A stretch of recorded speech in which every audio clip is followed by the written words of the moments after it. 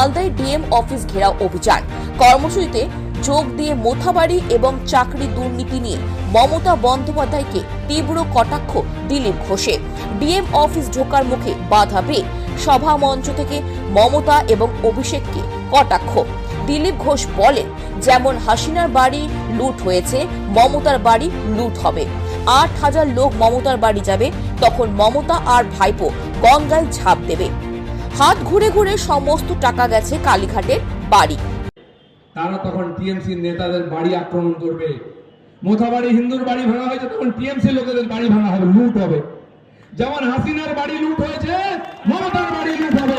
সেই ৮,০০০ লোক কালীঘাট যাবে, কারণ এখানে ৩টি জেলা থেকে লোক নিয়ে একজন টাকা নিয়ে যাক নেতা আছে, সংখ্যালঘু নেতা, সে কোথায় গায়েব হয়ে গেছে আমি জানি না। হাত ঘুরে ঘুরে ঘুরে ঘুরে সেই টাকা কালীঘাটে পৌঁছেছে।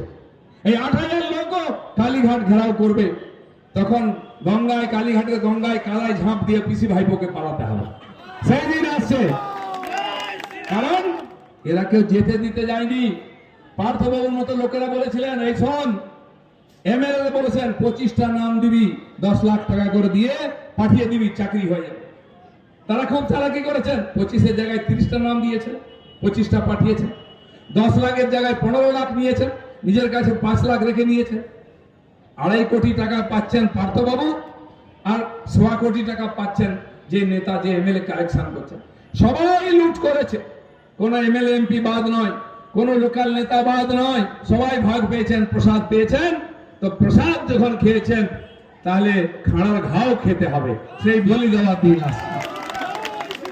বন্ধুগণ, সিপিএমরা শুরু করেছিল হিন্দুদের সমস্ত উৎসবকে সম্প্রীতির উৎসব করেছে, দুর্গা পূজাকে দুর্গোৎসব করে দিয়েছিল।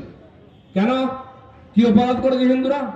আমরা নিষ্ঠার সঙ্গে উপবাস করে, শ্রদ্ধার সঙ্গে পুজো করি, উপবাস করি, মায়েরা উপবাস করে, তাকে সম্প্রীতির কেন করে দিচ্ছ? দুর্গা পূজা সম্প্রীতির, কালী পুজো সম্প্রীতির, বিজয়া সম্প্রীতির, দীপাবলি সম্প্রীতির, এখন রামনবমীকে সম্প্রীতি করা হচ্ছে। এই পাগলামিতে হিন্দুরা যেন পা না দেয়। অনেক শয়তান বদমাশ আছে, আমাদেরকে বোকা বানিয়ে রেখেছে। দেশ ভাগ হয়েছে, হিন্দু আর এখানে উদ্বাস্তু হয়েছে, আর কেউ হয়নি, তাই আবার ভাগ করার চক্রান্ত চলছে।